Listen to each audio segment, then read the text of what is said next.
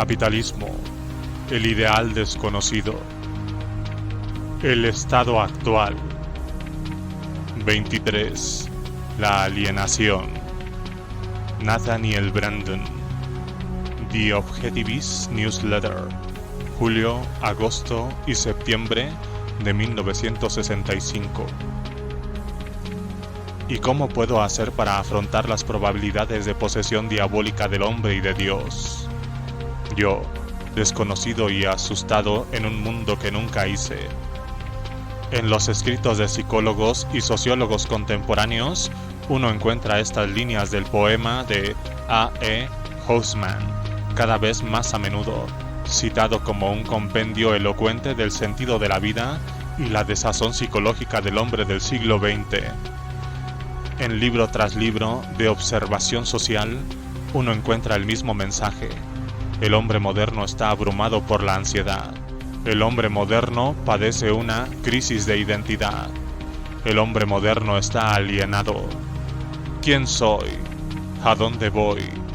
¿Pertenezco aquí? Estas son las cuestiones cruciales que se pregunta el hombre en la moderna sociedad de masas, declara el psicólogo y psicoanalista Hendrik M. Rittenberg en The Individual and the Crowd, A Study of Identity in America. El concepto de alienación en su uso psiquiátrico original identificaba a los enfermos mentales graves y a menudo, en particular en los contextos legales, hacía referencia a los dementes. Transmitía la noción del colapso de la racionalidad y la autodeterminación, la noción de una persona conducida por fuerzas que no puede comprender o controlar, las cuales son experimentadas por él como apremiantes y extrañas, de manera que se siente apartado de sí mismo. Siglos antes, los teólogos medievales decían con desasosiego que el hombre estaba alienado de Dios, de una sobrepreocupación con el mundo de los sentidos, lo cual daba lugar a que el hombre se encontrara perdido en sí mismo, enemistado con su adecuado estado espiritual. Fue el filósofo Hegel quien presentó el concepto de la alienación al mundo moderno, fuera de su contexto psiquiátrico. La historia del hombre, sostenía Hegel, es la historia de la autoalienación del hombre. El hombre está ciego a su verdadera esencia, está perdido en el mundo muerto de las instituciones sociales y de la propiedad que él mismo ha creado. Está separado del ser universal del cual es parte, y el progreso humano consiste en el movimiento del hombre hacia ese todo, a medida que trasciende las limitaciones de sus percepciones individuales. La alienación fue tomada por Karl Marx y le dio un significado más estrecho, menos cósmico. Aplicó el concepto principalmente al trabajador. La alienación del trabajador era inevitable, afirmaba, con el desarrollo de la división del trabajo, la especialización, el comercio y la propiedad privada. El trabajador debe vender sus servicios. Así llega a verse como un bien. Se encuentra alienado del producto de su trabajo y su trabajo ya no es la expresión de sus poderes, de su yo interior. El trabajador que está vivo es conducido por aquello que está muerto, es decir, el capital, la maquinaria. La consecuencia, dice Marx, es la mutilación y el empobrecimiento espiritual. El trabajador está alienado de sí mismo, de la naturaleza y de sus semejantes. Existe solo como un objeto animado, no como ser humano.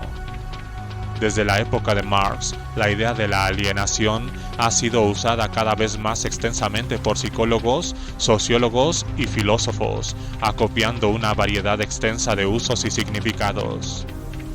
Pero desde Hegel y Marx en adelante, parece haber una renuncia casi universal de parte de aquellos que utilizan el término para definirlo acertadamente. Es como si esperara que uno deba sentir su significado, en vez de captarlo conceptualmente. En una colección de 2 volúmenes de ensayos denominada Alienations, el editor Gerald Shakes específicamente desprecia a quienes están demasiado ansiosos por tener una definición del término. Apresurarse por una definición, declara, revela que uno padece de un caso avanzado de alienación. Ciertos escritores, particularmente aquellos de orientación freudiana o junguiana, declaran que la complejidad de la moderna sociedad industrial ha causado que el hombre se vuelva sobrecivilizato, que pierda contacto con las raíces más profundas de su ser, por haberse separado de su naturaleza instintiva. Otros, particularmente aquellos de una orientación existencialista o budista zen, se quejan que nuestra sociedad tecnológica avanzada compele al hombre a vivir demasiado intelectualmente, a ser regido por abstracciones, separándolo así del mundo real, el cual puede ser experimentado en su totalidad solo mediante sus emociones. Otros, particularmente aquellos de una orientación de petulante mediocridad, critican específicamente la alienación del artista. Afirman que, con la desaparición de la época de los mecenas, con el artista dependiendo de sus recursos para luchar en el mercado que está regido por ignorantes, el artista está condenado a luchar en una causa perdida por la preservación de su integridad espiritual. Está demasiado acosado por las tentaciones materiales. La mayor parte de estos escritores declara que el problema de la alienación y de la búsqueda del hombre de su identidad no es nuevo, que ha sido una fuente de angustia para el hombre en toda época y toda cultura, aunque insisten que hoy, en la civilización occidental, sobre todo en Estados Unidos, el problema ha alcanzado una gravedad sin precedentes, se ha convertido en una crisis. ¿Qué es responsable de esta crisis? ¿Qué ha alienado al hombre y lo ha privado de identidad? La respuesta dada por la mayoría de los escritores sobre la alienación no es siempre explicitada, pero en sus incontables referencias denigrantes hacia los efectos deshumanizantes del industrialismo, el comercialismo embrutecedor, el racionalismo árido de una cultura tecnológica, el materialismo vulgar de Occidente, etc., el villano en su visión de las cosas, el destructor que creen principalmente responsable, no es difícil de identificar. Es el capitalismo. Esto no debería sorprender. Desde su nacimiento, el capitalismo ha sido el chivo expiatorio responsable de casi todos los males denunciados, verdaderos o imaginados, como observa el distinguido economista Ludwig von Mises. Nada es más impopular hoy que la economía de libre mercado, es decir, el capitalismo. Todo lo que es considerado insatisfactorio en las condiciones actuales se carga a la cuenta del capitalismo. Los ateos hacen al capitalismo responsable por la supervivencia de la cristiandad.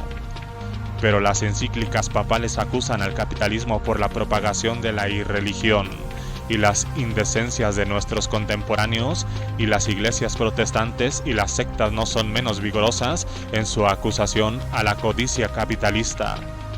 Los amigos de la paz consideran nuestras guerras como una rama del imperialismo capitalista, pero los nacionalistas predicadores de guerras en Alemania e Italia acusaron al capitalismo por su pacifismo burgués, contrario a la naturaleza humana y a las leyes inevitables de la historia. Los sermoneadores acusan al capitalismo de desestabilizar la familia y fomentar la promiscuidad, pero los progresistas acusan al capitalismo por la preservación de reglas supuestamente caducas de atemperación sexual. Casi todos los hombres están de acuerdo en que la pobreza es un resultado del capitalismo.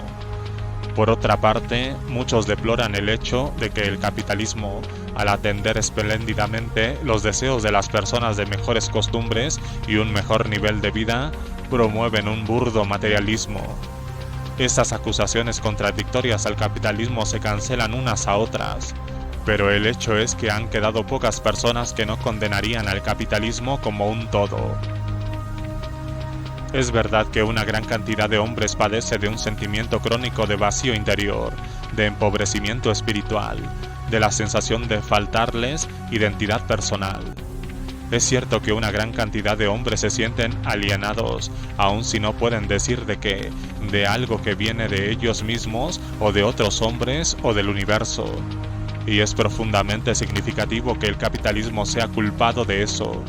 no porque haya alguna justificación, sino porque analizando las razones dadas por la acusación, uno puede aprender mucho acerca de la naturaleza y significado del sentimiento de alienación y falta de identidad de los hombres y, simultáneamente, acerca de los motivos psicológicos que dan origen a la hostilidad hacia el capitalismo. Los escritores sobre alienación, como he indicado, no son un grupo intelectualmente homogéneo. Difieren en muchas áreas en su visión de en qué consiste exactamente el problema de la alienación, en los aspectos de la moderna sociedad industrial y de la economía de mercado que consideran más objetables, en la claridad con la cual identifican al capitalismo como el villano y en los detalles de sus inclinaciones políticas. Algunos de estos escritores son socialistas, otros son fascistas, algunos son medievalistas, otros son defensores del Estado asistencial, otros desprecian la política por completo.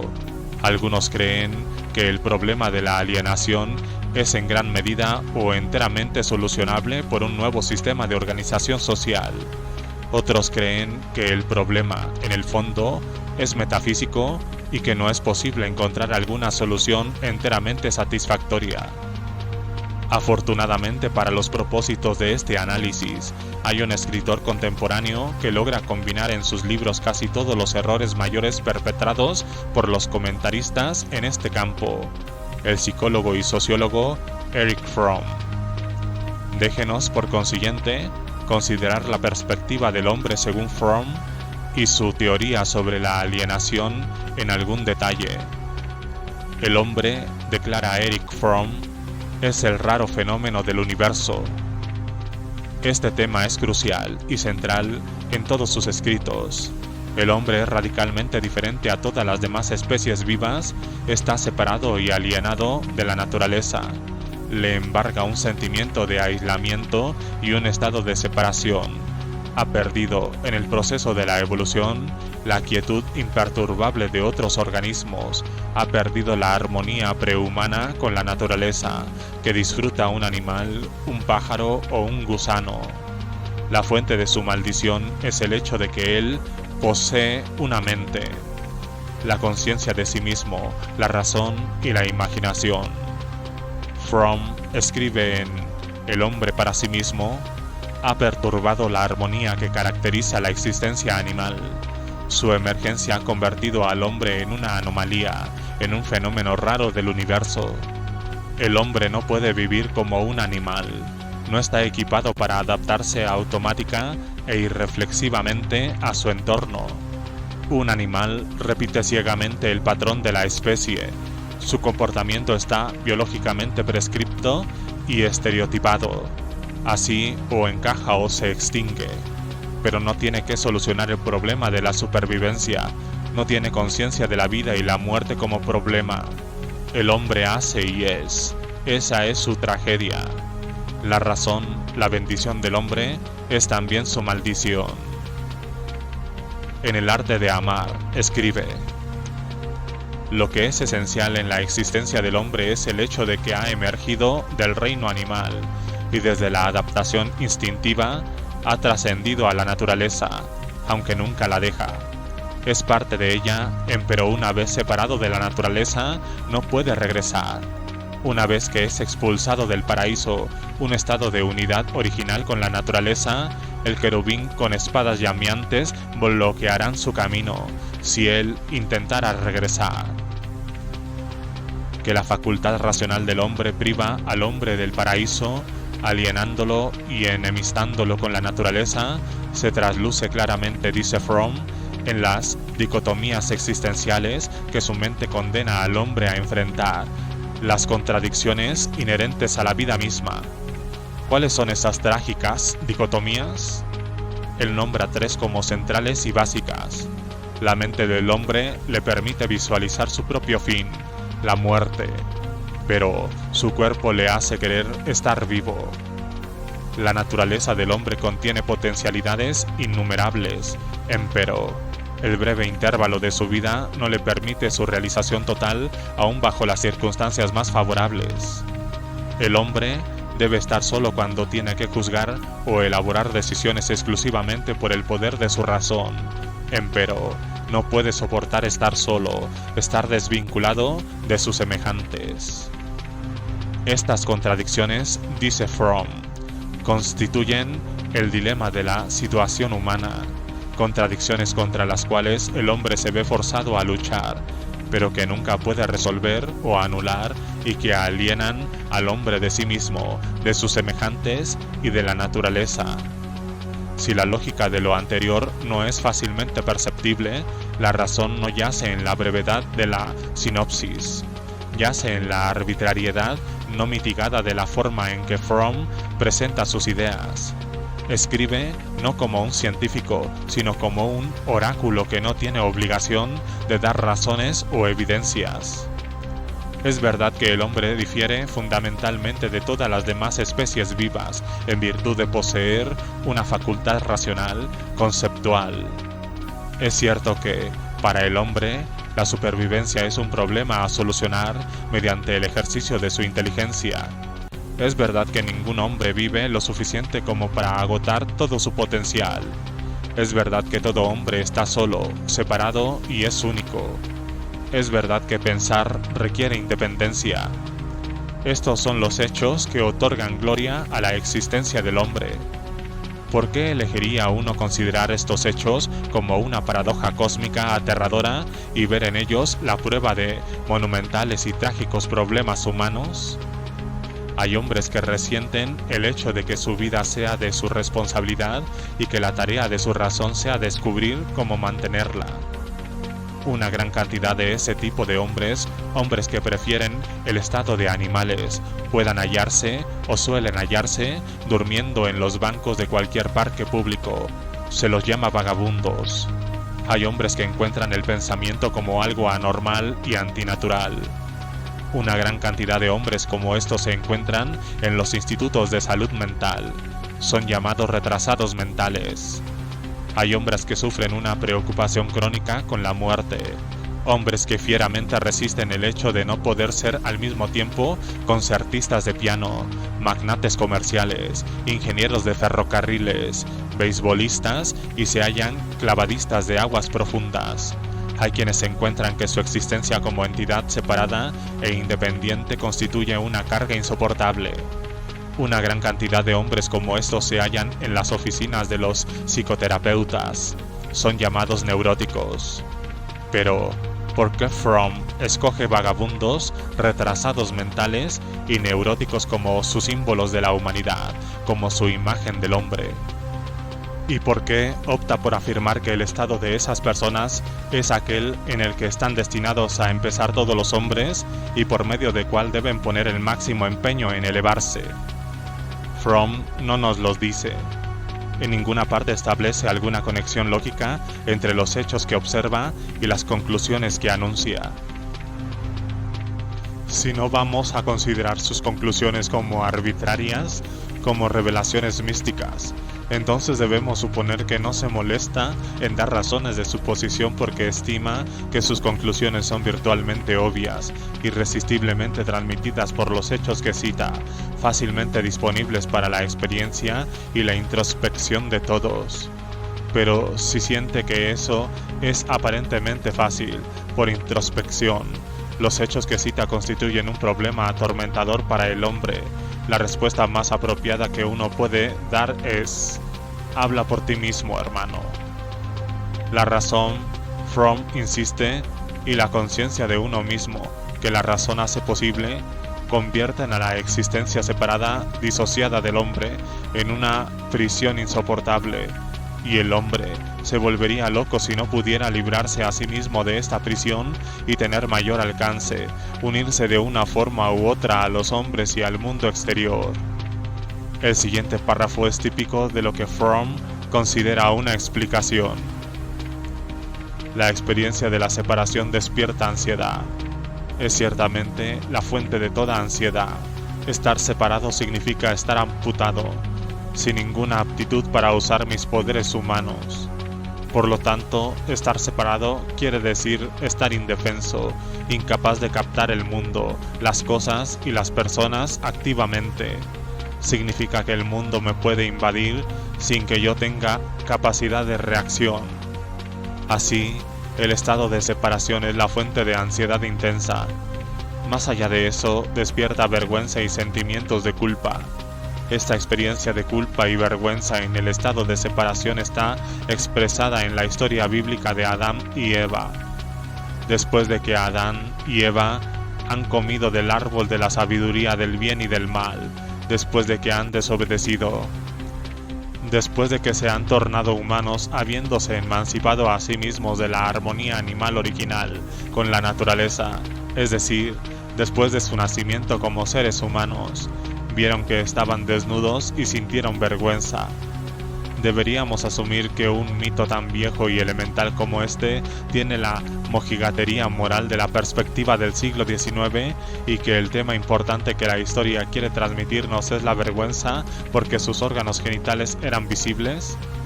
Esto difícilmente puede ser así y al comprender la historia con un espíritu victoriano, perdemos el tema central, que parece ser el siguiente. Después de que el hombre y la mujer se han percatado de sí mismos y del otro, caen en la cuenta de que su estado de separación y de sus diferencias, puesto que pertenecen a sexos diferentes. Pero al reconocer su estado de separación siguen siendo extraños, porque aún no han aprendido a amarse, como se hace además muy claro por el hecho de que Adán se defiende a sí mismo culpando a Eva en vez de intentar defenderla. La conciencia de la separación humana sin la reunión por amor es la fuente de la vergüenza. Es al mismo tiempo fuente de culpa y de ansiedad. Todas las instituciones sociales, todas las culturas, todas las religiones, todas las filosofías y todo progreso, afirma Fromm, están motivados por la necesidad del hombre de librarse del sentido aterrador de desamparo y soledad al cual su razón lo condena. La necesidad de encontrar soluciones nuevas a las contradicciones de su existencia, de encontrar formas superiores de unidad con la naturaleza, con sus semejantes y con sí mismo, es la fuente de todas las fuerzas psíquicas que motivan al hombre. En el hombre para sí mismo, Fromm manifiesta que solo a través de la razón, la productividad y el amor puede el hombre solucionar el problema de su estado de disociación y lograr una unidad nueva con el mundo que lo rodea. El reclamo de Fromm de ser un defensor de la razón es poco sincero, por no decir más. Habla de la razón y el amor como solo dos formas diferentes de comprender el mundo. Como si esta no fuera una prueba inequívoca de su misticismo, pasa a hablar en el arte de amar, de la lógica paradójica de las religiones orientales, las cuales, él nos dice con aprobación, no están obstaculizados por la ley aristotélica de la contradicción y nos enseñan que el hombre puede percibir la realidad solo en las contradicciones. Hegel y Marx afirma correctamente, pertenecen a su misma línea epistemológica paradójica. Su discusión sobre lo que él quiere decir con productividad es difícilmente más gratificante.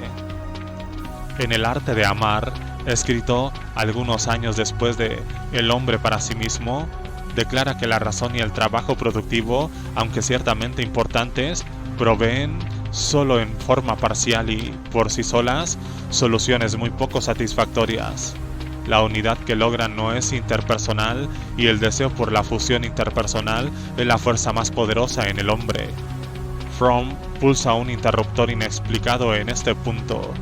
Lo que comenzó como un problema entre el hombre y la naturaleza queda ahora para ser solucionado de alguna forma no especificada por la unión humana.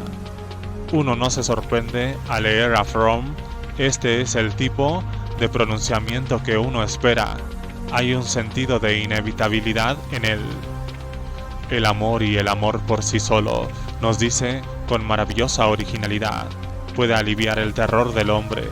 El amor es la única respuesta cuerda y satisfactoria al problema de la existencia humana. Solo a través de relacionarse positivamente con los otros, solo a través de sentir cariño y responsabilidad por ellos, al preservar la integridad personal de uno, agrega misteriosamente, puede el hombre establecer nuevos vínculos, nueva unión, que lo liberará de la soledad alienada. Ahora el gato está listo para salir totalmente de la bolsa. Lo precedente es la visión de Fromm de la alienación como un problema metafísico. Su significado completo y su implicancia se aclaran cuando uno recurre a su análisis sociopolítico de la alienación. En el contexto de lo último, uno puede ver claramente la suerte de lazos, qué tipo de unión árida, qué tipo de amor tiene en mente Fromm. Toda sociedad, como sistema de relaciones humanas, puede ser evaluada por cuán bien satisface las necesidades psicológicas básicas del hombre, dice Fromm, es decir, él explica por las posibilidades de amor, relación y experiencia de identidad personal que ofrece el hombre. El capitalismo, afirma Fromm, ha sido desastroso a este respecto. Lejos de solucionar el problema de la alienación del hombre, lo empeora inconmensurablemente en muchos aspectos. Al liberar al hombre de la autoridad y regulación medieval, al romper las cadenas de la tiranía clerical, económica y social, al destruir la estabilidad del orden feudal, el capitalismo y el individualismo empujan sobre el hombre una libertad sin precedentes que fue destinada a crear un sentimiento profundo de inseguridad, impotencia, duda, soledad y ansiedad. Pula a un colectivista y usualmente encontrará un medievalista. Fromm no es una excepción. Como tantos otros socialistas, es un admirador de la Edad Media. Descuidadamente admite las fallas de ese periodo histórico, pero al contrastarlos con el capitalismo que vino después, está encantado por lo que supone que son sus virtudes. Lo que caracterizaba a la sociedad medieval en contraste con la moderna era su falta de libertad individual. Pero aunque una persona no era libre en el sentido moderno, tampoco estaba sola y aislada. Al tener un lugar bien definido, inalterable e incuestionable en el mundo social desde el momento de su nacimiento, el hombre estaba arraigado a un todo estructurado y así la vida tenía un significado que no dejaba lugar ni necesidad a la duda. Una persona era idéntica a su rol en la sociedad. Era un campesino, un artesano, un caballero y no un individuo que resultó tener esta o esa ocupación. El orden social fue concebido como un orden natural y era una parte definitiva suya, le dio al hombre un sentimiento de seguridad y de pertenencia. Había comparativamente poca competencia. Uno nacía en una cierta posición económica que le garantizaba su sustento determinado por la tradición, tal como implicaba obligaciones económicas para aquellos superiores en la jerarquía social. Pero dentro de los límites de su esfera social, el individuo realmente tenía mucha libertad para expresar a su yo, en su trabajo y en su vida afectiva. Aunque no había individualismo en el sentido moderno de la elección irrestricta entre muchas formas de vida posibles, una libertad de elección que es, en gran parte abstracta, había una gran cantidad de individualismo concreto en la vida real. No es extraño encontrar esta clase de perspectivas de la Edad Media entre los escritores sobre la alienación, pero lo que hace al texto de arriba especialmente espantoso y ofensivo en el caso de Fromm es que él repetidamente profesa ser un amante de la libertad y un valorizador de la vida humana.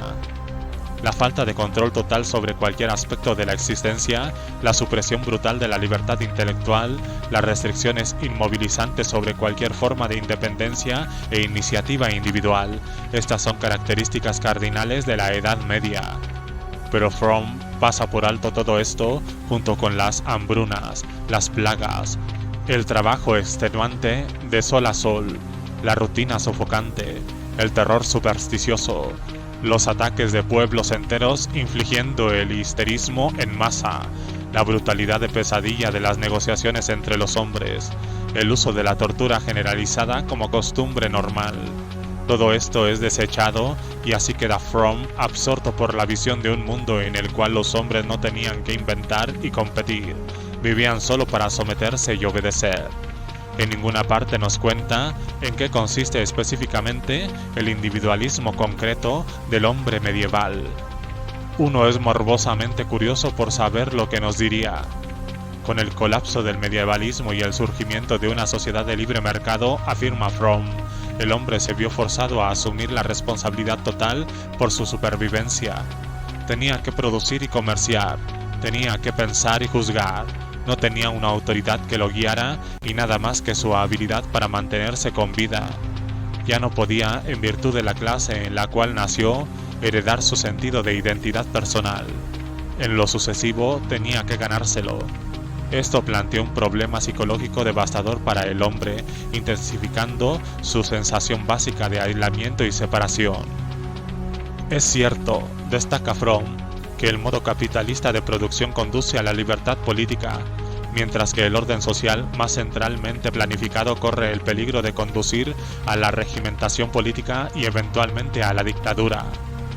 El capitalismo, con sede más adelante, se ha probado extremadamente capaz para producir bienes y elevar el nivel de vida material de los hombres hasta alturas jamás pensadas. Pero una sociedad sana debe tener más para proponerle al hombre que la libertad política y el bienestar material. El capitalismo, insiste Fromm, destruye el espíritu del hombre. Ofrece varias razones para esta acusación que son muy reveladoras. 1. Como Marx, Fromm condena el predicamento humillante del trabajador que tiene que vender sus servicios. El capitalismo condena al trabajador a experimentarse a sí mismo no como un hombre, sino como un bien transable, como una cosa a ser comerciada. Además, dado que él es solo una parte diminuta de un vasto proceso de producción, dado que, por ejemplo, él no construye un automóvil entero por sí solo y luego conduce a casa con él, sino que construye solo una parte pequeña. El producto total es vendido a algunos desconocidos en lugares distantes. El trabajador se siente separado del producto de su trabajo y, por consiguiente, se siente separado de su trabajo como tal, a diferencia del artesano de la Edad Media, cuyo trabajo podía expresar la riqueza total de su personalidad. Es un hecho elemental de la economía que la especialización y el intercambio bajo la división del trabajo hace posible un nivel de productividad que de otra manera no sería ni remotamente alcanzable. En los siglos precapitalistas, cuando el bienestar económico de un hombre estaba limitado por los bienes que él mismo podía producir con sus primitivas herramientas, se necesitaba una cantidad desmesurada de trabajo para satisfacer las necesidades más simples y el nivel de vida general era sobrecogedoramente bajo. La existencia humana era una lucha continua, extenuante, contra la hambruna inminente. Cerca de la mitad de los niños que nacían perecían antes de los 10 años, pero con el desarrollo del sistema de sueldos bajo el capitalismo, la introducción de maquinaria y la oportunidad para que un hombre vendiera su trabajo, la vida, para no hablar de un estándar en continuo aumento del bienestar material, se posibilita para millones que no hubieran tenido probabilidad de supervivencia en las economías precapitalistas. Sin embargo, para Fromm y a aquellos que comparten su punto de vista, estas consideraciones son, indudablemente, demasiado materialistas. Ofrecerles a los hombres una oportunidad para disfrutar un bienestar material sin precedentes es, evidentemente, sentenciarlos a la alienación, mientras que mantenerlos dentro del nivel estancado de un agremiado socialista o siervo medieval es ofrecerles la realización espiritual. 2. Fromm condena abiertamente el anonimato de las fuerzas sociales, inherentemente a la estructura de la forma capitalista de producción. Las leyes de mercado, de oferta y demanda, de causa y efecto económico, son ominosamente impersonales. Los deseos de ningún individuo singular las controla. ¿Es el trabajador quien decide cuánto se le pagará? No, no lo es tampoco el empleador. Es ese monstruo sin cara, el mercado. Determina el nivel del salario de alguna manera que está más allá de la comprensión del trabajador. En lo que respecta al capitalista, su posición es apenas mejor. Él, también, está imposibilitado. El capitalista individual no expande su empresa primordialmente porque quiere, sino porque tiene que hacerlo, porque posponer la expansión significaría regresión. Si intenta estancarse, irá a la bancarrota. Bajo tal sistema, pregunta Fromm, ¿cómo puede el hombre no sentirse alienado? Considere qué es lo que está denunciando Fromm. Bajo el capitalismo, los sueldos pagados a un hombre por su trabajo son determinados objetivamente por la ley de oferta y demanda. El mercado, reflejando los juicios voluntarios de todos aquellos que participan en él, todos aquellos que compran y venden, producen y consumen, ofrecen o buscan empleo, establecen el nivel general de precios de los bienes y servicios. Este es el contexto que los hombres tienen la obligación de considerar al establecer los precios que pedirán por su trabajo o su oferta por el trabajo de otros. Si un hombre demanda más que el valor comercial de su trabajo, permanecerá desempleado. Si un empleador ofrece menos que el valor de mercado de su trabajo, el hombre buscará y hallará empleo en otro sitio. El mismo principio se aplica al capitalista que ofrece sus bienes a la venta. Si los precios y la calidad de sus bienes son comparables o preferibles a los de otros hombres en el mismo ámbito de producción, él podrá competir. Si los otros pueden hacer mejor lo que él hace, si pueden ofrecer bienes superiores o precios inferiores, él tendrá la obligación de mejorar para crecer e igualar su logro, si no perderá a sus clientes. El estándar que determina el éxito o el fracaso de un productor es el valor objetivo de su producto, según el juicio, dentro del contexto del mercado, y que es de su conocimiento, hecho por aquellos a quienes les ofrece su producto.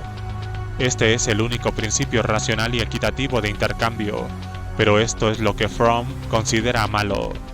Es la objetividad contra lo que él se revela. ¿Cómo? Él se pregunta. No puede sentirse un hombre alienado en un sistema donde sus deseos no son todopoderosos, donde lo inmerecido no tiene que ser ganado, donde el crecimiento es recompensado y el estancamiento penalizado.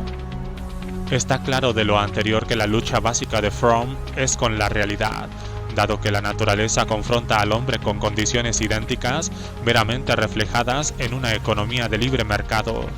La naturaleza también le hace al hombre cumplir con la ley de causa y efecto. La naturaleza, asimismo, hace del crecimiento constante una condición para una vida exitosa. Hay escritores sobre la alienación que reconocen esto y no se molestan por centrar sus ataques sobre el capitalismo. Maldicen la naturaleza de manera absoluta. Declaran que la vida del hombre es inherente e inevitablemente trágica, dado que la realidad es tiránica, ya que los deseos contradictorios no pueden ser satisfechos, ya que la objetividad es una prisión, ya que el tiempo es una red que nadie puede eludir, etc. Los existencialistas, en particular, se especializan en esta clase de pronunciamientos. 3. Como consumidor en una economía capitalista, Fromm sostiene que el hombre está sujeto a ulteriores presiones alienantes. Está abrumado por la presencia de incontables productos entre los cuales debe escoger. Está desconcertado y atosigado por los mensajes de los anunciantes, siempre instándolo a comprar sus mercancías. Esta multiplicidad abrumadora de elecciones posibles amenaza su cordura.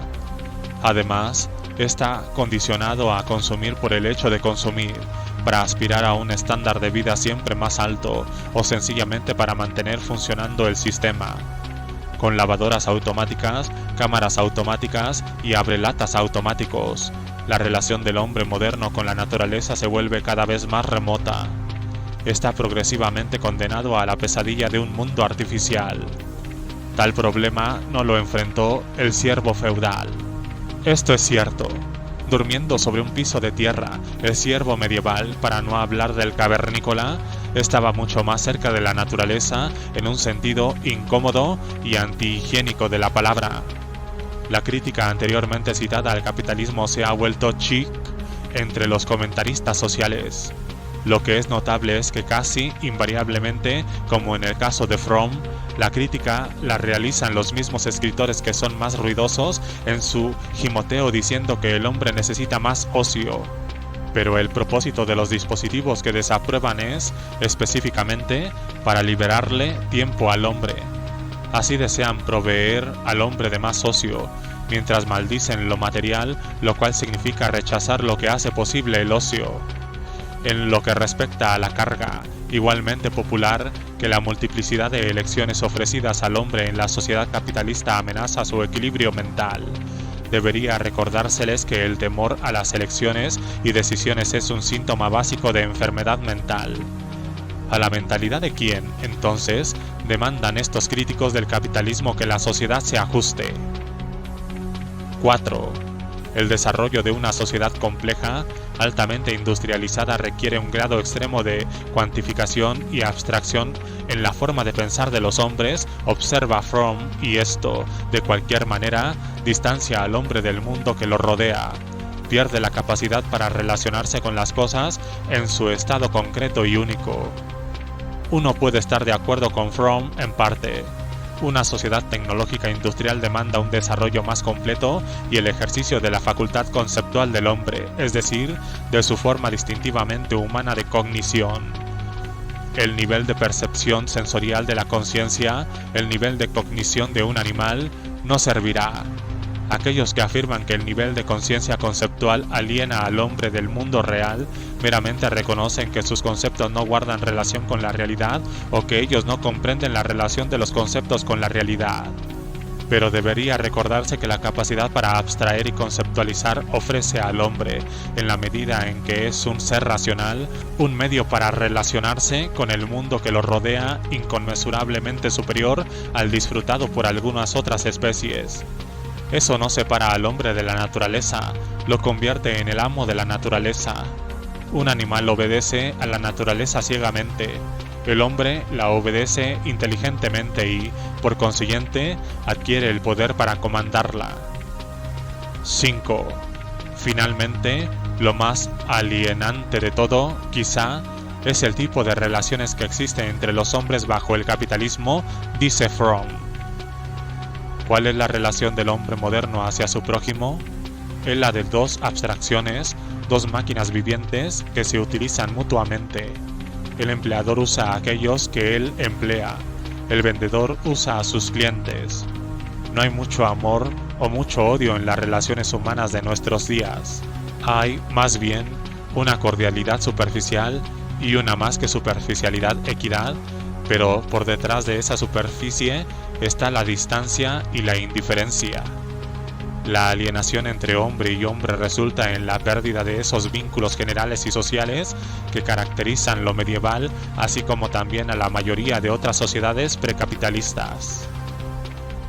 Fromm afirma que existía, en las sociedades precapitalistas, una buena voluntad mutua entre los hombres, una actitud de respeto y solidaridad benevolente, un aprecio por el valor de la persona que desapareció con el auge de una sociedad de libre mercado.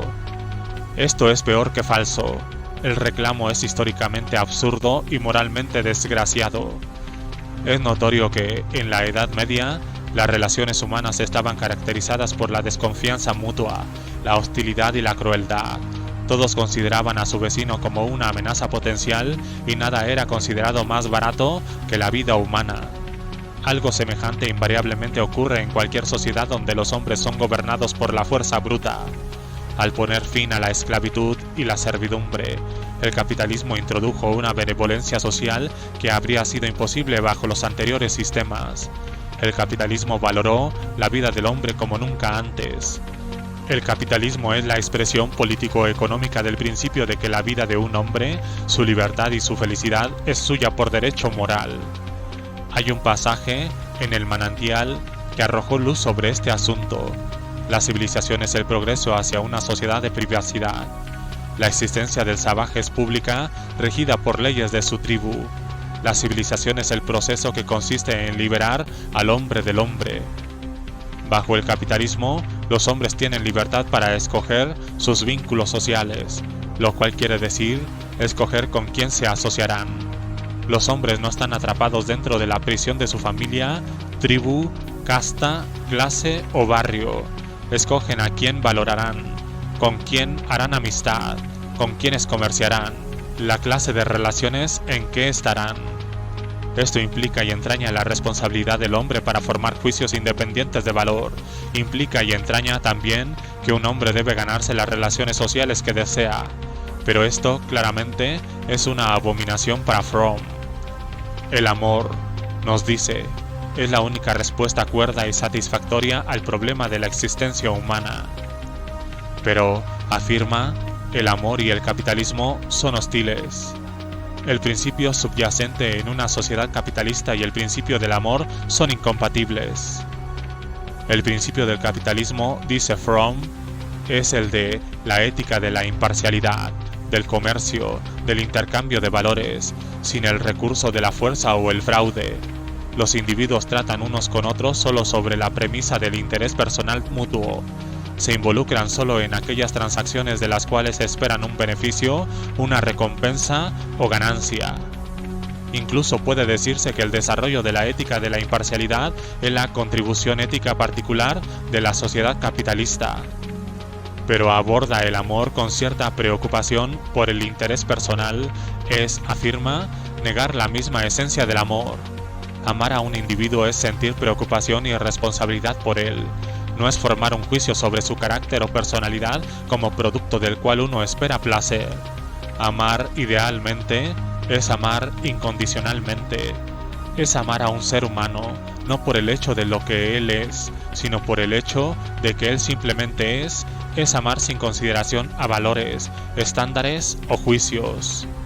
En esencia, todos los seres humanos son idénticos, todos somos parte de uno, somos uno. Entonces no debería implicar ninguna diferencia a quien amemos. En otras palabras, no debería implicar ninguna diferencia si la persona que amamos es una persona de calidad o una nulidad total, un genio o un tonto, un héroe o un sinvergüenza. Somos todos parte de uno. ¿Es necesario señalar quién gana y quién pierde con esta visión del amor? El deseo por ser amado incondicionalmente, el deseo por ser amado sin reparos por su valor personal objetivo, es uno de los anhelos más profundos del hombre. Fromm insiste, mientras que ser amado en base al mérito, porque uno lo merece, invoca dudas e incertidumbre, ya que hay que pelear por el mérito y ya que tal amor puede ser retirado si el mérito deja de existir. Además, el amor merecido es fácil que deje un sabor amargo considerando que uno no es amado por ser uno mismo, que uno es amado solo porque es complaciente. Es típico de Fromm que transmita lo que es de hecho, aunque no en la apreciación de Fromm, un insulto mortal a la naturaleza humana sin ofrecer ninguna justificación por su ataque. Él asume que todos los hombres son, por naturaleza, tan profundamente carentes de autoestima que desean de forma ardiente un amor que no guarda relación con sus acciones, logros o carácter. Un amor no a ser ganado, sino a ser recibido como un regalo gratuito. ¿Qué quiere decir ser amado por ser uno mismo? Dentro de lo razonable, puede querer decir ser amado por los valores que uno ha logrado en carácter y persona. El cumplido más alto con que uno debe ser pagado por otro ser humano es que le digan, debido a lo que eres esencial para mi felicidad. Pero este es el amor que, según Fromm, lo deja a uno con sabor amargo. Es la cultura capitalista, afirma, la que inculca tales conceptos como lo merecido y lo inmerecido, lo ganado y lo no ganado, y así envenena el crecimiento del sano amor. El sano amor, Fromm nos dice, debería darse solamente por la riqueza del espíritu de quien lo da, en muestra de la potencia del dador. Fromm, por supuesto, en ninguna parte revela la naturaleza exacta de esta potencia. El amor es un acto de fe. El sano amor no debería plantear ninguna cuestión acerca de la virtud o el carácter de su objeto. No debería desear felicidad por la virtud que el objeto pudiera poseer, pues si lo hace, no es amor sano, es solo egoísmo capitalista. Pero Fromm pregunta, ¿cómo puede actuar uno dentro del entramado de la sociedad existente y al mismo tiempo practicar el amor? No afirma que el amor es imposible bajo el capitalismo, meramente que es excepcionalmente difícil. Comentando en ¿Quién es Ayn Rand? Sobre la teoría del amor de Fromm, escribí: amar es valorar. El amor, de verdad, es consecuencia y expresión de admiración. El precio emocional que pagamos por el placer que recibimos de las virtudes de otros seres humanos. La rebelión de Atlas. El amor no es una limosna, sino un tributo moral. si el amor no implicase admiración, si no implicase un reconocimiento de las cualidades morales que posee el receptor del amor? ¿Qué significado o importancia tendría amar y por qué Fromm o cualquiera lo consideraría deseable? Solo es posible una respuesta y no es atractiva. Cuando el amor está divorciado de los valores, entonces amar se vuelve no un tributo, sino un cheque moral en blanco, una promesa de que uno será perdonado por lo que haga, que uno no será abandonado, que uno será cuidado. Esta visión del amor no es, claro está, peculiar para Fromm. Es un componente central de la tradición místico-altruista y es prevaleciente entre psicólogos, sociólogos y filósofos, al igual que entre fanáticos religiosos. Quizá la respuesta más simple y más fluida para esta visión del amor es una frase de John Galt en La rebelión de Atlas. La misma moral que profesa que los valores del espíritu son más preciosos que la materia, que te enseña a despreciar a una prostituta que entrega su cuerpo en forma indiscriminada a todos los hombres, te exige que entregues tu alma a un amor promiscuo con cualquiera. Divorciar el amor de los valores y de los juicios de valor es confesar el anhelo de uno por lo inmerecido. La idealización de este anhelo como un objeto moral correcto es un tema constante que fluye a través de las obras de Fromm. Que el motivo subyace es el deseo por ser cuidado, el deseo por ser reservado de la responsabilidad de la independencia, se trasluce explícitamente en la solución sociopolítica de Fromm al problema de la alienación. Para que el hombre pueda conseguir vencer su sentimiento de soledad y alienación, para practicar el amor y lograr un sentido total de identidad personal, se debe establecer un nuevo sistema social, asegura Fromm. La propiedad privada de los medios de producción debe ser abolida. El fin de lucro debe ser prohibido. La industria debe ser descentralizada. La sociedad debería estar dividida en gremios industriales independientes. Las fábricas deberían pertenecer y estar dirigidas por todos los que trabajan en ellas. ¿Por qué, según la filosofía social de Fromm, no debería tener un empleado de limpieza en una planta industrial el mismo derecho a determinar su gerenciamiento que el hombre a quien se le ocurrió crear la planta? El empleado de limpieza ¿no posee tanta personalidad y expresión propias como cualquier otro? Bajo el capitalismo, dice Fromm, los hombres están abrumados y son los peones de una compleja máquina industrial cuyas fuerzas y leyes omnipotentes trascienden su comprensión o su control. Bajo el sistema descentralizado, democrático que él propone, que es una suerte de mezcla de socialismo corporativo y sindicalismo, los establecimientos industriales serían separados en unidades cuya función fuera fácilmente comprendida por todos, sin demandas alienantes hechas sobre la capacidad de abstracción de alguien. Bajo este sistema, explica, toda persona será provista con sus necesidades mínimas, ya sea que la persona desee trabajar o no. Esto es necesario para que el hombre pueda desarrollarse saludable y felizmente. Sin embargo, para desalentar el parasitismo, Fromm sugiere que este sostén no debería extenderse más allá de 2 años.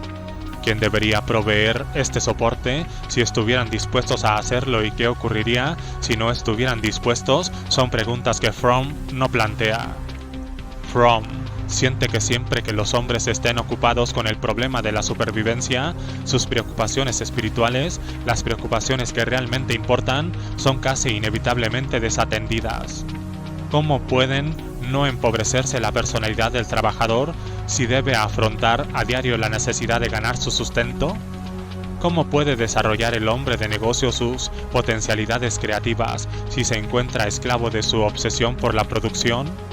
¿Cómo puede conservar el artista la integridad de su espíritu si se ve plagado de tentaciones por Hollywood y Madison Avenue? ¿Cómo puede cultivar el consumidor gustos individuales y preferencias si está rodeado con la mercadería estandarizada engendrada por la producción en masa? Si uno desea comprender la relevancia de la epistemología para la política, uno debería observar lo que gana Fromm de esa lógica paradójica que él describe tan favorablemente. Si, como enseña, el hombre puede percibir la realidad solo en las contradicciones, entonces Fromm no tiene que estar atribulado por el conflicto entre su reclamo por ser un defensor de la razón y su entusiasmo por el misticismo oriental, ni tiene que estar atribulado por el conflicto entre su apariencia de ser un defensor del individualismo y su propugnación del colectivismo político. Su desdén por la ley de contradicción le permite anunciar que el verdadero individualismo es posible solo en la comunidad colectivizada, que la verdadera libertad es posible solo cuando la productividad es quitada de las manos de los individuos y es colocada bajo el control absoluto del grupo. Los hombres dejarán de ser objetos de uso de los otros solo cuando estén dispuestos a renunciar a la ganancia personal y a hacer que la utilidad social sea la meta de sus vidas. Fromm llama a su propuesto sistema socialismo humanístico comunitario. Bajo él, sostiene, el hombre logrará una armonía nueva con la naturaleza para reemplazar la que ha perdido. Al hombre le gustará la tranquilidad y la autorrealización de los animales cuyo estado Fromm encuentra tan envidiable. Sí, a menudo Fromm es algo más que un poquito hipócrita en la presentación de sus puntos de vista, es, no obstante, sumamente explícito. Esto es lo inusual de él. La mayoría de los escritores de su nivel se devanan el cerebro por páginas y páginas para oscurecerse su propugnación de ideas y las contradicciones que él hace públicas en forma abierta. Con raras excepciones, uno encontrará su candor comparable solo con los existencialistas y los budistas zen, muchas de cuyas premisas Fromm comparte. Su manera explícita, así y todo, es muy representativa culturalmente y debería ser reconocida como tal. Los temas recurrentes a lo largo de la literatura sobre la alienación y a lo largo de los comentarios sociales de hoy son los temas que Fromm pone en foco al desnudo. Que la razón es antinatural, que una realidad objetiva no contradictoria restringe la propia individualidad, que la necesidad de elección es una carga aterradora, que es trágico no poder comerse el pastel y también conservarlo. Además, que la responsabilidad personal asusta, que el logro de identidad personal es un problema social, que el amor es la solución todopoderosa y que la implementación política de esta solución es el socialismo. El absurdo transparente o la incomprensibilidad de la mayoría de las discusiones sobre alienación podría tentar a uno a creer que el tema es enteramente ilusorio, pero este sería un error. Aunque las explicaciones ofrecidas para ello son espurias, el problema de la alienación es real.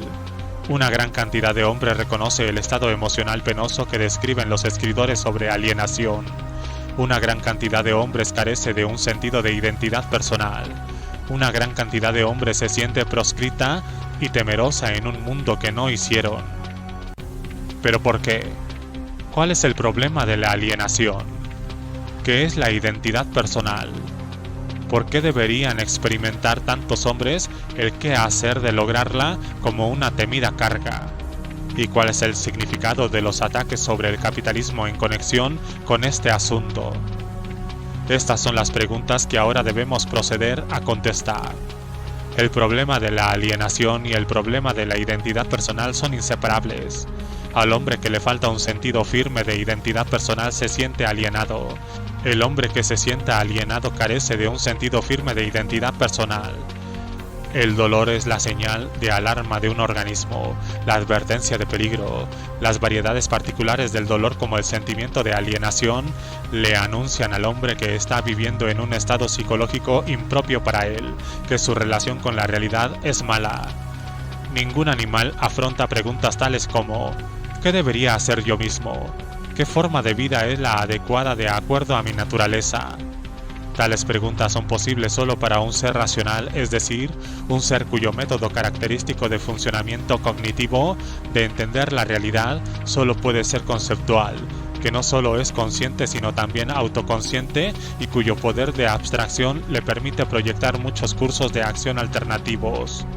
Por otro lado, tales preguntas son posibles solo para un ser cuya facultad cognitiva se ejercitó volitivamente. Pensar no es automático. Un ser que es director y regulador independiente del pensamiento y acción y cuya existencia, en consecuencia, demanda un constante proceso de elección. Como entidad viviente, el hombre nace con necesidades y capacidades específicas. Estas constituyen su identidad de especie, por así decirlo, o sea, constituye su naturaleza humana. Cómo ejercita él sus capacidades para satisfacer sus necesidades, es decir, cómo se vincula con los hechos de la realidad, cómo elige funcionar en pensamiento y acción, constituye su identidad personal o individual, sus sentidos de sí mismo, su imagen o concepto implícito del tipo de persona que es, incluyendo su autoestima o su falta de esta. Es el producto acumulativo de las elecciones que realiza. Este es el significado de la manifestación de Ayn Rand, de que el hombre es un ser con un espíritu logrado por el esfuerzo propio. El yo de un hombre, su self, su ser más profundo, es su facultad de conciencia, su capacidad de pensar, elegir, pensar, identificar los hechos de la realidad para asumir la responsabilidad de juzgar qué es verdadero o falso, correcto o incorrecto. Es la forma básica de afirmación del hombre. Es la aceptación de su propia naturaleza como ser racional, su aceptación de la responsabilidad de independencia intelectual, su compromiso hacia la eficiencia de su mente. La esencia del desinterés es la suspensión de la conciencia. Cuando y en la medida en que un hombre elige evadirse del esfuerzo y la responsabilidad de pensar, de buscar el conocimiento, de juzgar, su acción es la de abdicar del self. Renunciar al pensamiento es renunciar al ego y declararse a uno mismo incapaz para la existencia, incompetente para tratar con los hechos de la realidad. En la medida en que un hombre elige pensar, sus premisas y valores son adquiridos de primera mano y no son un misterio para él. Se experimenta a sí mismo como la causa activa de su personalidad, comportamiento y metas. En la medida en que un hombre trata de vivir sin pensar, se experimenta a sí mismo como pasivo. Su persona y acciones son los productos accidentales de fuerzas que no comprende, de sus sentimientos del momento y de influencias ambientales aleatorias. Cuando un hombre cesa en su responsabilidad de pensar, queda a merced de sus reacciones involuntarias, subconscientes, y éstas estarán a merced de fuerzas exteriores que actúan sobre él, a merced de cualquier persona y cualquier cosa que ande por allí. Por su renuncia, tal persona se convierte ella misma en la visión determinista social del hombre, en un molde vacío que espera ser llenado, en un robot sin voluntad que espera ser usado por cualquier entorno y cualquier acondicionador. Un sentido fuerte de identidad personal es el producto de dos cosas: una política de pensamiento independiente y, como consecuencia, la posesión de un conjunto integrado de valores. Dado que son sus valores los que determinan las emociones y metas de un hombre y le dan dirección y sentido a su vida, un hombre experimenta sus valores como una extensión de sí mismo, como una parte integral de su identidad, tan crucial como que le hace ser quien es. Los valores, en este contexto, se refieren a los valores abstractos fundamentales, no a los juicios de valor concretos. Por ejemplo, un hombre que sostiene la racionalidad como su valor abstracto puede escoger a un amigo que parece representar este valor. Si posteriormente decide que estaba equivocado en su juicio, que su amigo no es racional y que su relación debería terminar, esto no altera su identidad personal. Pero si en lugar de eso decide que ya no valora la racionalidad, su identidad personal ha sido alterada. Si un hombre abraza valores contradictorios, estos necesariamente violentan su sentido de identidad personal, dan como resultado un sentido dividido del ser, un ser quebrado en fragmentos no integrables. Para evitar la experiencia dolorosa de una identidad dividida, un hombre cuyos valores son contradictorios por lo general intentará librarse del conocimiento de sus contradicciones por medio de la evasión, represión, racionalización, etc. Así, para librarse de un problema creado por una falla del pensamiento, suspende el pensamiento. Para librarse de una amenaza a su sentido de identidad personal, suspende su ego, suspende su ser en cuanto a ente, pensante, juicioso. Así, desplaza su sentido del ser hacia abajo, por así decirlo, desde su razón, que es el elemento activo motivador del hombre, a sus emociones, que son el elemento pasivo reactivo. Movido por sentimientos cuya fuente no comprende y por contradicciones de cuya existencia no acusa recibo, sufre un sentido progresivo de autodesconocimiento, de alienación. Las emociones de un hombre son el producto de sus premisas y valores, del pensamiento que ha realizado o ha fracasado en realizar. Pero el hombre que es dirigido por sus emociones, tratando de hacerlas un sustituto del juicio racional, las experimenta como fuerzas ajenas. La paradoja de su posición es esta: sus emociones se convierten en su única fuente de identidad personal, pero por su experiencia de identidad se vuelve un ser regido por los demonios. Es importante observar que la experiencia de autoalienación y el sentimiento de estar alienado de la realidad, del mundo que le rodea, proviene de la misma causa, que uno cesó en la responsabilidad de pensar. La suspensión del contacto cognitivo correcto con la realidad y la suspensión del propio ego son una acción única. Fugarse de la realidad es fugarse del ser. Una de las consecuencias es un sentimiento de alienación de los otros hombres, el sentido de que uno no es parte de la raza humana, que uno es, en efecto, un espécimen anormal. Al traicionar el estatus de uno como ser humano, uno queda como un paria metafísico. Esto no es alterado por el conocimiento de que muchos otros seres humanos han cometido la misma traición. Uno se siente solo y separado, desconectado por la irrealidad de la propia existencia, por un desolado sentido interior de empobrecimiento espiritual. La misma falla de racionalidad e independencia por la cual los hombres se roban a sí mismos la identidad personal que los guía, más comúnmente, la política autodestructiva de buscar un sustituto de la identidad o, para ser más exacto, de buscar una identidad de segunda mano a través de la conformidad irreflexiva con los valores de los otros. Este es el fenómeno psicológico que he denominado metafísica social. En mi artículo Rose Gallery, refiriéndome a los diferentes tipos de metafísicos sociales, comenté sobre el tipo más pertinente para el contexto actual, el metafísico social convencional. Es la persona que acepta el mundo y sus valores predominantes como hechos de antemano. Lo suyo no es razón porque ¿qué es cierto? Lo que los demás dicen que es cierto. ¿Qué es lo correcto? Lo que los otros creen que es lo correcto. ¿Cómo debería vivir uno? ¿Cómo viven los otros? Esta es la persona cuyo sentido de identidad y valor personal está explícitamente en función de su habilidad para satisfacer los valores, términos y expectativas de esos otros, omniscientes y omnipresentes.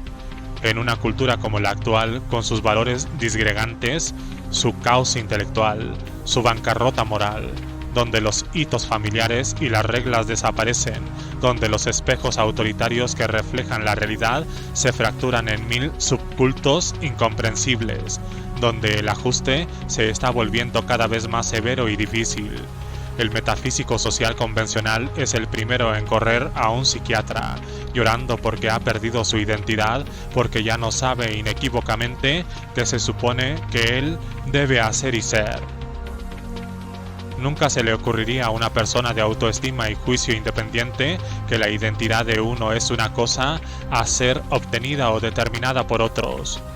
Para una persona no afectada por la desconfianza en sí misma, los gemidos que se oyen hoy acerca de la angustia del hombre moderno cuando se enfrenta a la pregunta ¿quién soy yo?, es incomprensible. Pero a la luz de lo antedicho, el aullido se vuelve más comprensible.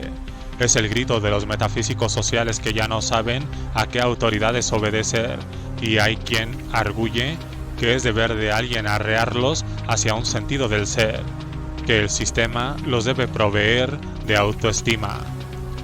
Esta es la raíz psicológica de los modernos místicos intelectuales medievalistas, del anhelo deslumbrado por ese estilo de vida y de la evasión masiva concerniente a las condiciones reales de la existencia durante ese periodo.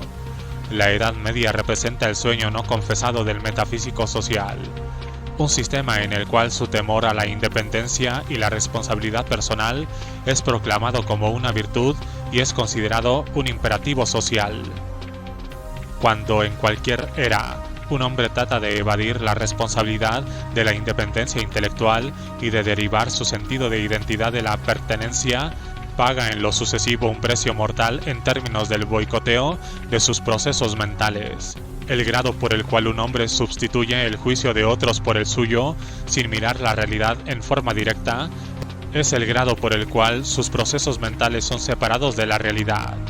Él no funciona por medio de conceptos, sino por medio de memorizadas palabras clave, es decir, sonidos aprendidos que están asociados a ciertos contextos y ciertas situaciones, pero carentes de contenido cognitivo auténtico para su usuario.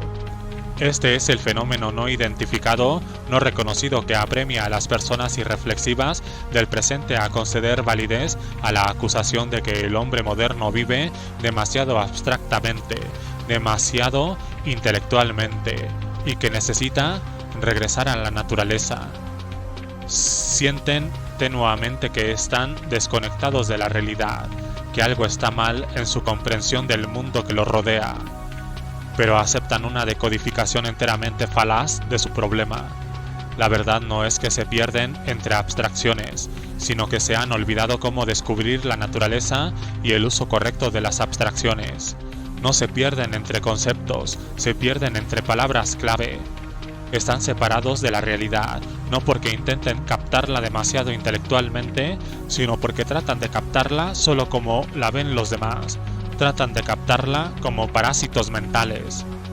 Y se mueven a través de un mundo irreal de rituales verbales, pronunciando eslóganes y locuciones que escuchan repetir a otros, imaginando falsamente que esas palabras vacías son conceptos y sin comprender jamás el uso correcto de su facultad conceptual, sin aprender jamás de primera mano en qué consiste el conocimiento conceptual.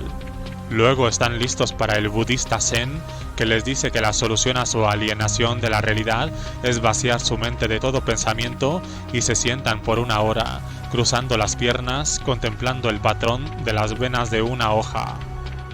Es un hecho psicológico conocido que cuando los hombres están neuróticamente ansiosos, cuando a menudo tratan de hacer más tolerable su difícil condición apuntando su miedo sobre algún objeto externo, buscan persuadirse a sí mismos de que su miedo es una respuesta racional ante la amenaza de gérmenes, o la posible emergencia de ladrones, o el peligro de los relámpagos, o de las radiaciones marcianas que controlan el cerebro.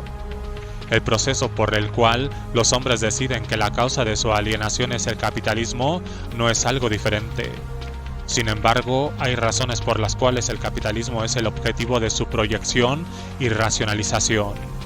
El hombre alienado está huyendo de la responsabilidad de utilizar su conciencia volitiva, es decir, autodireccionada, la libertad de pensar o no pensar, de iniciar un proceso de razonamiento o evadirlo, es una carga de la que él desea escapar. Pero dado que esta libertad es inherente a su naturaleza como hombre, no hay escape. Por consiguiente aparecen su culpa y su ansiedad cuando abandonan la razón y mira en favor de sus sentimientos y su ceguera. Pero hay otro nivel en el cual el hombre enfrenta la cuestión de la libertad, el nivel existencial o social, y aquí el escape es posible. La libertad política no es nada metafísicamente. Debe ser lograda, por lo tanto, puede ser rechazada.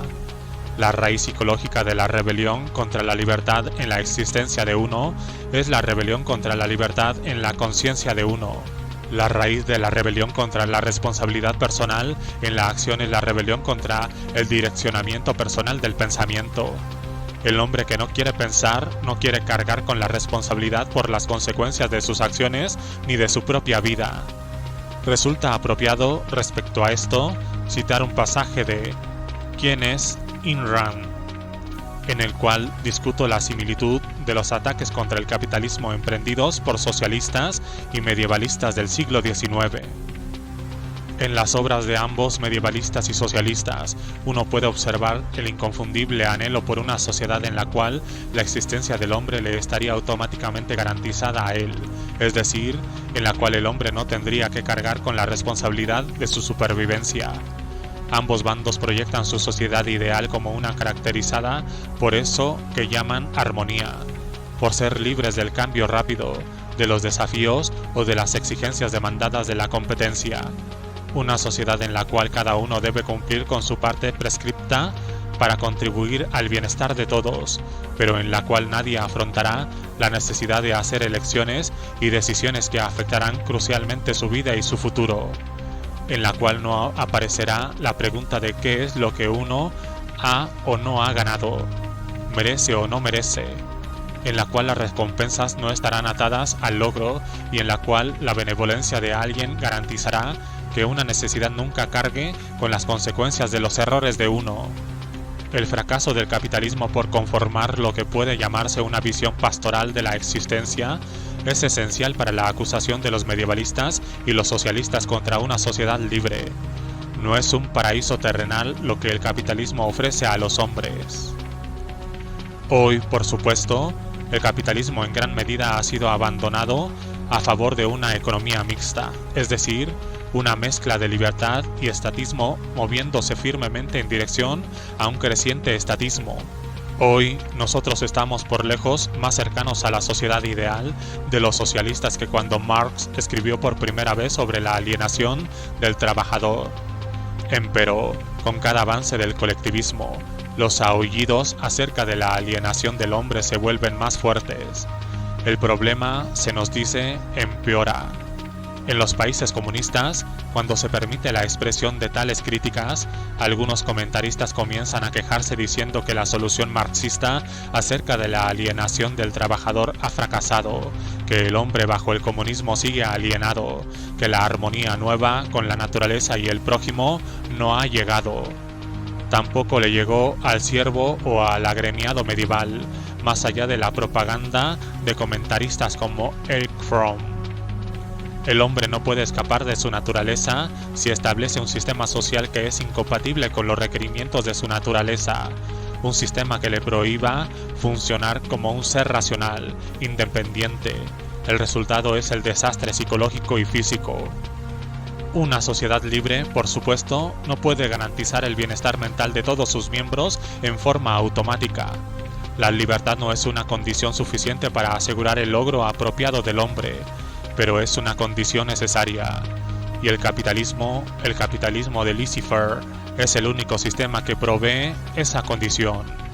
El problema de la alienación no es metafísico, no es el destino natural del hombre, del cual nunca se podrá escapar, como una suerte de pecado original. Es una enfermedad. No es consecuencia del capitalismo, del industrialismo o del tamaño y no puede ser legislada anulando su existencia por la abolición de los derechos de propiedad. El problema de la alienación es psicoepistemológico. Pertenece a cómo elige el hombre usar su conciencia. Es el producto de la rebelión del hombre contra el pensamiento, lo cual significa contra la realidad. Si un hombre cesa en su responsabilidad de buscar el conocimiento, escoger valores y establecer metas, si esta es la esfera que cede a la autoridad de otros, ¿cómo va a librarse del sentimiento de que el universo está cerrado para él? Lo está por su propia elección. La respuesta correcta a la pregunta ¿y cómo voy a afrontar las probabilidades de posesión diabólica del hombre y de Dios? Yo, un desconocido y asustado en un mundo que nunca hice. ¿Por qué no lo hizo?